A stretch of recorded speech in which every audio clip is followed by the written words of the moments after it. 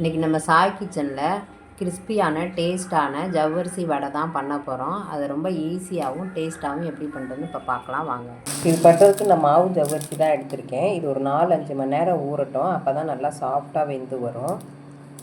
இது இப்போ ஊறட்டும்.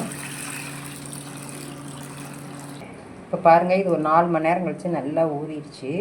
இந்த மாதிரி இருக்கணும். இதை தண்ணியை நல்லா வடிச்சிட்டு எடுத்துக்கலாம். ஒரு பவுலில் இந்த ஜவ்வரிசியை சேர்த்துக்கலாம். வேக வச்சு மசித்த உருளைக்கிழங்கு நல்லா கையால் நல்லா மசித்து எடுத்துக்கோங்க. அதையும் இது கூட சேர்த்துடலாம். நிலக்கடலையை நல்லா பொடி பண்ணி அதையும் இது கூட 2 ஸ்பூன் சேர்த்துக்கலாம். பொடியாக நறுக்கின பச்சை மிளகா 2 சேர்த்துக்கோங்க. மல்லி கருவேப்பிலை பொடியாக நறுக்கி அதையும் இது கூட சேர்த்துருங்க. இப்போ இதுக்கு தேவையான உப்பு சேர்த்துடலாம். இப்போ கையால் நல்லா பிசைஞ்சு எடுத்துக்கலாம். இப்போ ஒரு பெரிய வெங்காயத்தை பொடி பொடியாக நறுக்கி அதுவும் இது கூட சேர்த்துடலாம். இதையும் நல்லா மிக்ஸ் பண்ணிக்கலாம். இப்போ இது கொஞ்சமாக எடுத்து உருட்டிக்கலாம்.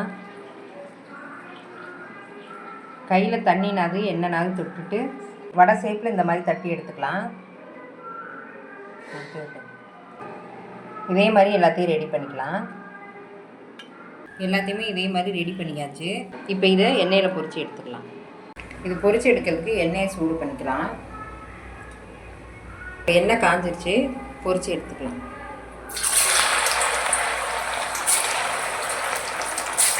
இப்போ இதை திருப்பி விட்டுக்கலாம். இப்போ பாருங்கள், இந்த கலர் வந்தோன்னா இப்போ வெளியில் எடுத்துடலாம். இதே போலயே எல்லாத்தையும் போட்டு எடுத்துக்கலாம். சூப்பராக கிறிஸ்பியான ஜவ்வரிசி வடை ரெடி ஆகிடுச்சு. இதை நீங்களும் செஞ்சு பாருங்கள். இந்த ரெசிபி உங்களுக்கு பிடிச்சிருந்தா லைக் பண்ணுங்கள், ஷேர் பண்ணுங்கள், கமெண்ட் பண்ணுங்கள்.